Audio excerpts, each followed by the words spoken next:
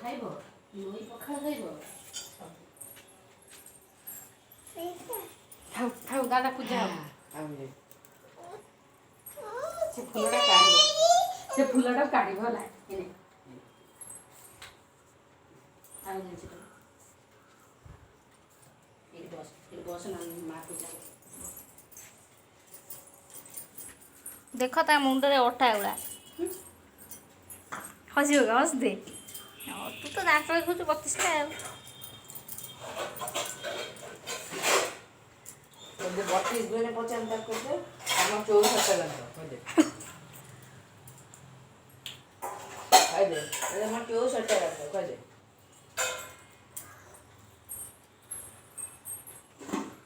ଦାଦା କାନ ଖେଞ୍ଚି ଦେ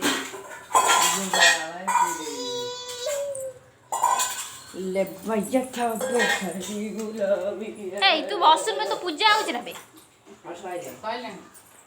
ଖୁଆ ଖୁଇ କଣ ଶୋଇଲେଣି ସବୁ ଶୋଇଲେଣି। ହେ ପ୍ରଭୁ ମୁଁ ତ ଆଗରୁ ଫୁଲ ଦେଇ ଦେଇଥିଲି ତମେ ତ ଡେରି କଲ।